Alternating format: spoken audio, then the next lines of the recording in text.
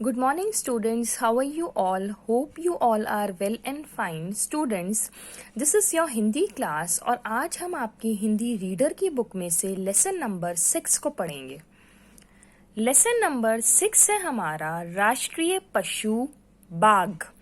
Students, क्या आप जानते हैं कि हमारा राष्ट्रीय पशु कौन सा है? इंडिया का नेशनल एनिमल कौन सा है?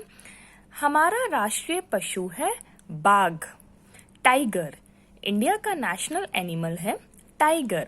आज हम अपने राष्ट्रीय पशु बाघ के बारे में जानेंगे। बाघ भारत का राष्ट्रीय पशु है, नेशनल एनिमल है इंडिया का टाइगर। यह शक्तिशाली, निडर और फुर्तीला पशु होता है।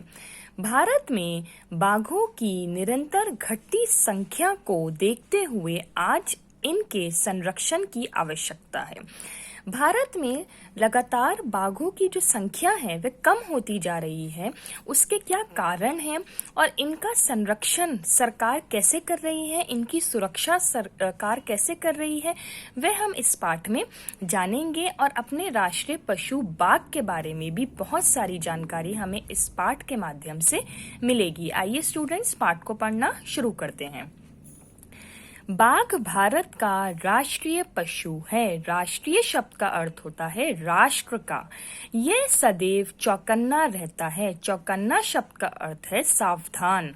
संकट को दूर से ही जान लेता है। संकट शब्द का अर्थ होता है खतरा। और अपने लक्ष्य को पाने के लिए निरंतर प्रयास में लगा रहता है। लक्ष्य शब्द का अर्थ है उद्देश्य। अपने उद्देश्य को पाने के लिए निरंतर प्रयास। प्रयास शब्द का अर्थ होता है कोशिश में लगा रहता है। बाघ को भारत सरकार ने राष्ट्रीय पशु के रूप में स्वीकार किया है। भारत सरकार ने बाघ को राष्ट्रीय पशु के रूप में अपनाया है, उसे स्वीकार किया है। बाघ बिल्ली प्रजाति का सबसे बड़ा पशु है। प्रजाति शब्द का अर्थ है नस्ल। इसके शरीर की बनावट और चाल बिल्ली के ही समान होती है। ये उसकी तरह अंधेरे में भी देख लेता है। इसके पंजे गद्देदार होते हैं। बाघ के नाखून अत्यधिक पैने होते हैं। पैने शब्द का अर्थ है तेज होते हैं और दबाव पड़ने पर बाहर निकल आते हैं। तो बाघ जो है वे बिल्ली प्रजाति का सबसे बड़ा पशु है और इसकी बनावट और चाल जो है वे भी एक बिल्ली के समान ही होती है। और बाघ जो है वे अंधेरे में भी देख लेता है। बाघ के बच्चे छोटी आयु में बिल्ली के बच्चों जैसे ही दिखाई देते हैं। उनके शरीर पर पतली पतली धारियां होती हैं। धारियां शब्द का अर्थ है पट्टियां होती हैं। बच्चों के बड़े होने पर ये धारियां बढ़ने लगती हैं और चौड़ी हो जाती हैं। तब इनका रंग भूरा, पीला या संतरी लाल हो जाता है। जैसे कि हमें दिखाया गया है चित्र में। यहाँ हमने देखा कि बाघ के शरीर पे जो है वे धारियां हैं और जब बच्चे बड़े हो जाते हैं तो ये धारियां भी जो हैं वे और बढ़ने लगती हैं और चौड़ी हो जाती हैं। नर बाघ की गर्दन के आसपास हल्के घने बाल होते हैं और जो नर बाघ होता है, जो मेल बाघ होता है, जो मेल टाइगर होता है, उसके गर्दन के आसपास हल्के घने बाल भी होते हैं। बाघ मांसाहारी पशु होता है। तो ये हम सब जानते हैं कि बाघ जो है वे एक मांसाहारी पशु है। मांसाहारी शब्द का अर्थ है मांस खाने वाला। जंगली भैंसा, जंगली सुअर और हिरन बाघ के पसंदीदा शिकार हैं। पसंदीदा शब्द का अर्थ है पसंद के शिकार हैं। यह बंदर, कछुआ, मेंढक आदि को भी खा जाता है। यह कभी कभी हाथियों के झुंड पर भी आक्रमण कर देता है। बाघ अधिकतर रात में शिकार करता है। बाघ अधिकतर कब शिकार करता है? रात में शिकार करता है। इसकी आंखें, कान और सूंघने की शक्ति बहुत तेज होती है। ये दूर से सूंघ कर अपने शिकार का अनुभव कर लेता है। बाघ अपने शिकार पर तेजी से झपटता है। तो बाघ जो है वह अधिकतर रात में शिकार करता है और इसकी आंखें, कान और सूंघने की शक्ति बहुत ही तेज होती है। और बाघ जो है वह कई मील दूर से ही सूंघ कर अपने शिकार का अनुभव कर लेता है और वह अपने शिकार पर बहुत ही तेजी से झपटता है। और पूरी शक्ति से उसे चीर फाड़ देता है। शिकार को चीरने फाड़ने में इसके नुकीले पंजे और दांत बहुत सहायक होते हैं। सहायक शब्द का अर्थ है मददगार होते हैं। तो बाघ जो है वे शिकार को चीरने और फाड़ने के लिए अपने नुकीले पंजे और दांत का इस्तेमाल करता है। बाघ की एक विशेषता होती है कि ये किसी अन्य पशु द्वारा किए गए शिकार का मांस नहीं खाता। और बाघ जो है वे किसी जब कोई अन्य पशु को शिकार करके छोड़ देता है तो बाघ उसका मांस बिल्कुल नहीं खाता है, और बाघ जो है वे अपने ही द्वारा किए गए शिकार का मांस खाता है। किसी भी देश के राष्ट्रीय प्रतीक उसकी पहचान होते हैं। प्रतीक शब्द का अर्थ है निशान होते हैं। किसी भी देश का जो राष्ट्रीय प्रतीक है वे उसकी पहचान होते हैं। जैसे कि हमारा राष्ट्रीय पशु बाघ है, वे हमारे भारत की पहचान है। बाघ भी भारत का राष्ट्रीय प्रतीक है और आज ये संकट में है। तो हमें बताया गया है यहाँ पे कि बाघ भी भारत का एक राष्ट्रीय प्रतीक है, भारत की पहचान है, लेकिन आज ये संकट में है, आज ये परेशानी में है। भारत में ही नहीं पूरे विश्व में बाघों की संख्या निरंतर कम होती जा रही है। निरंतर शब्द का अर्थ है लगातार। केवल भारत में ही नहीं बल्कि पूरी दुनिया में, पूरे विश्व में बाघों की जो संख्या है, बाघों की जो गिनती है, वे लगातार कम होती जा रही है। 18वीं शताब्दी में लगभग आधे एशिया में बाघ पाया जाता था, लेकिन आज इसका क्षेत्र बहुत कम हो गया है। 18वीं शताब्दी में लगभग आधे एशिया में बाघ पाए जाते थे, उनकी संख्या अधिक थी, लेकिन आज इसका क्षेत्र जो है वह बहुत ही कम हो चुका है। भारत में बाघों की गिरती संख्या को देखते हुए सरकार ने इसे संरक्षित पशु घोषित किया है।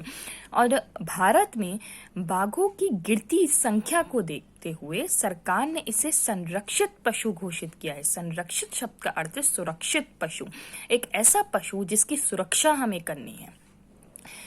देश में बाघों की घटती संख्या के प्रमुख कारणों में वनों की अंधाधुंध कटाई और धन के लालच में बाघों का शिकार करना है। और जो प्रमुख कारण है जिसके कारण बाघों की संख्या घटती जा रही है वह है वनों की अंधाधुंध कटाई। अंधाधुंध शब्द का अर्थ है बिना सोचे समझे जो वनों की कटाई हो रही है, वनों को काटा जा रहा है, वहां रहने के लिए घर बनाए जा रहे हैं, फैक्ट्री, कंपनी ये सब खोली जा रही हैं। इसके कारण बाघ जो हैं वे वनों में से बाहर आ जाते हैं, सड़कों पे आ जाते हैं, जिससे उनका एक्सीडेंट या तो हो जाता है या लोग भय के कारण, डर के कारण जब वे गांव में पहुंच जाते हैं, वे सड़कों पे आ जाते हैं तो लोग उन्हें मार देते हैं। और धन के लालच में भी लोग शिकार करते हैं। धन के लालच में उनका शिकार करके बाघ के नाखून, खाल, दांत आदि से बहुत से सामान बनाए जाते हैं और उनको बेचा जाता है। भारत सरकार ने बाघ के शिकार पर प्रतिबंध लगा दिया है। प्रतिबंध शब्द का अर्थ है रोक लगा दी है। अब भारत सरकार ने बाघ के शिकार पर रोक लगा दी है, फिर भी शिकारी मौका मिलते ही चोरी छिपे बाघ का शिकार कर डालते हैं। हमें इस पर रोक लगाने में सरकार का सहयोग करना चाहिए, सरकार की हमें मदद करनी चाहिए। बाघ को बचाने के लिए सरकार ने देश के कई वन क्षेत्रों में इसे संरक्षण प्रदान किया है।